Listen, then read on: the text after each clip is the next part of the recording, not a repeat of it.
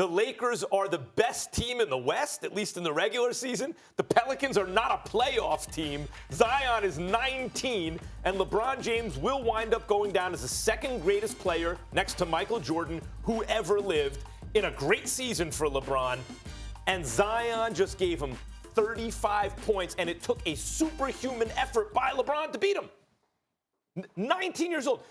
In many ways, there's no such thing as a perfect analogy, of course, but in many ways, it reminds me of Jordan and Kobe. I mean, they were the same position, same size. Kobe had the same game, the whole thing. And in the All-Star game, when Kobe was voted in and wasn't even a starter, Kobe and Jordan were going at each other. And what Kobe was saying is, I am here. I'm not waiting, I'm here. Like that message Dwayne Wade gave the other day, right?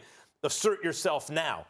Zion Williamson is the first guy since LeBron to come out where it's like, wait, physically this is something else. Like in my lifetime, the physical freaks were Shaq, LeBron, and now Zion. They're just physically different than everyone else.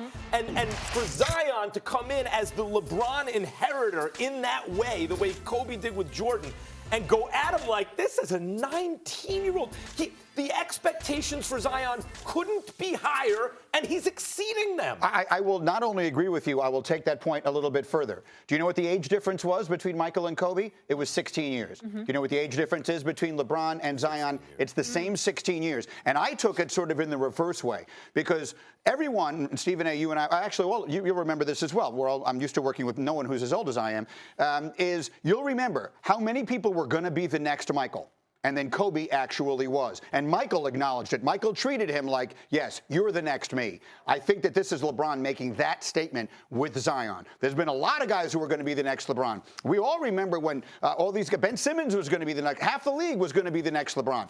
Zion Williamson, while there are differences in their games, for the reasons you're pointing out, Max, because of their physical dominance and because of the overwhelming expectations with which they came into the league and the fact that he has managed to surpass them, I think that was LeBron's way of saying, you know what, you really are the next one. And I think that in his own way, respectfully, he's passing the torch. Well, he might be passing the torch, and you might be right about, you know, this guy is the next one. I'm not disputing that, but I think you're both wrong on this particular question about whether or not last night was about Zion or LeBron. Let's understand something here.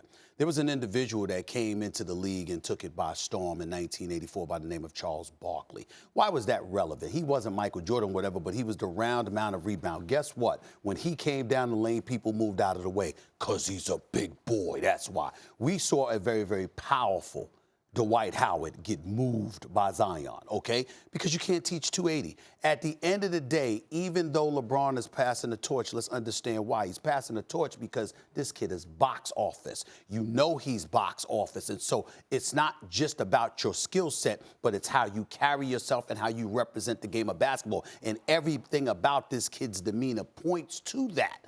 I understand it, but in the end, you can't teach 280. And anybody that has a skill set that's 280, you're going to give them props. Last night, that's where the question is. Last night is about a 35-year-old in his 17th season that went into his bag, his ball handling skills, his three-point shooting, because he's shooting 35% from three-point range this year, his passing ability, his ability to finish at the basket, to elevate, to show the athleticism with all of that mileage on his body, all of that stuff. Just a couple of games ago, he actually sat out the game because of the groin injury, and he sat out from Golden State. They won by 30. LeBron James comes back on the court, looks suspect against Memphis. Ja Morant puts on a show Saturday night with 27 and 14. Then the very next night of back-to-back, you still show up without Anthony Davis in New Orleans, and what do? You put up a triple-double, your 12th or 13th triple-double of the season, which leads the league, by the way.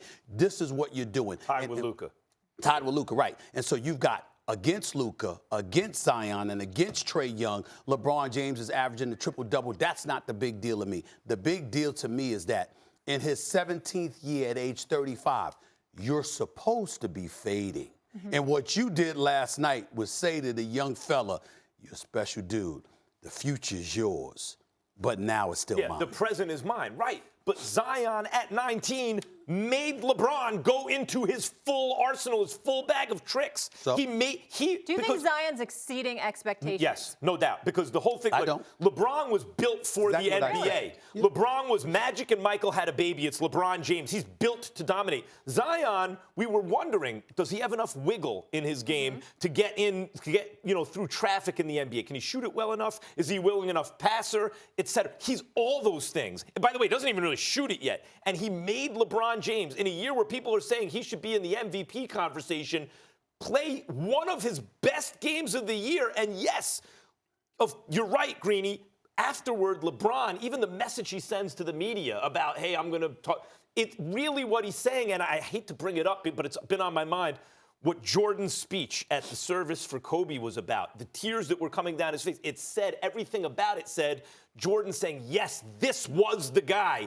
And LeBron, right from the outset, is saying about Zion, yeah, this is the guy. So I'm just curious. You're not surprised by how He's doing exactly what I expected him to do. You expected him to be this good. Because he's 280. I know he can play. And I know he plays with veracity, though, so that at the end of the day, particularly during a regular season, if I saw Zion handling the ball and shooting threes, okay, that would be a different ball game. What he's doing in terms of finishing at the basket, his game with his back to the basket in the post area, how he's overpowering people, I absolutely expect. But 6 weeks ago, they were trying to reteach him how to walk, and now all of a sudden, he's one of the 3 or 4 literally most dominant players in the NBA. That's not where I'm going in terms of the expectations. That's not where I'm going in terms of the I don't mean the expectations coming off the injury. Yeah. Oh, no, I'm saying when he came into the league, I expect if he's on the court healthy, he has done nothing that has surprised me. As a rookie, he's averaging over 25 points and 7 boards as a 19-year-old rookie. That's beyond where Max, LeBron we was were at the same here on age. First Take when he first got drafted, and we both prognosticated what he was going to do this season. I had him averaging 23 and 10. It's not far off.